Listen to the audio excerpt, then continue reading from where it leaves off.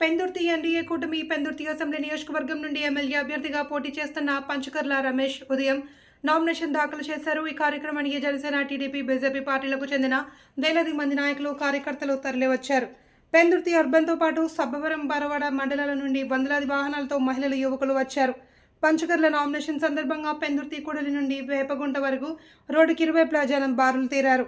ఎక్కడ చూసినా జన సందోహం కనిపించింది. వేపగుంట కూడలి నుండి ప్రారంభమైన ర్యాలీ పురుషోత్తపట్నం, సుజాతపురం, చిన్నిముషివాడ మీదుగా చేరుకుంది.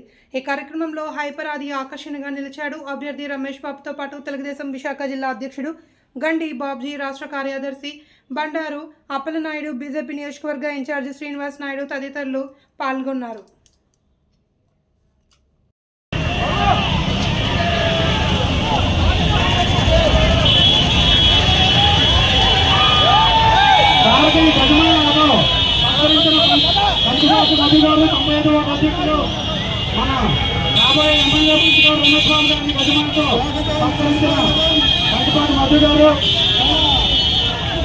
పంచకల్ రమేష్ గారు ఆల్రెడీ 2009లో ప్రజారాజ్యం తరపున గెలిచిన విషయం మీకు తెలుసుగా, 2014లో టీడీపీ తరపున గెలిచిన విషయం మీకు తెలుసుగా.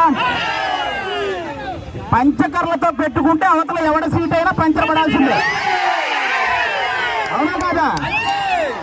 మరి ఇక్కడ వైసీపీ వాళ్ళు ఏమంటున్నారు, ఏమని చెప్పి ఓటు అడుగుతున్నారు మిమ్మల్ని అందరినీ? మీ ఇంట్లో మంచి జరుగుంటే నాకు ఓటేయండి అంటున్నాడు, అవునా? అసలు వాళ్ళ ఇంట్లోనే మంచి జరగలేదని ఇక్కడ చెల్లెలు రోడ్డు మీద తిరుగుతున్నారు, అవునా కాదా?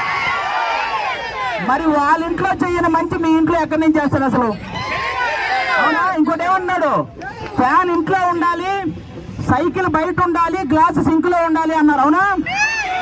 కానీ ఫ్యాన్ ఎంతలో ఉండాలి? 4లోనో 5లోనో ఉండాలి, అవునా కాదా? మనమే తెలియక లాస్ట్ టైం 150లో పెట్టాం, అందుకే కరెంటు బిల్లులు అన్ని పెరిగిపోయింది. కాబట్టి ఈసారి ఫ్యాన్ రెగ్యులేటర్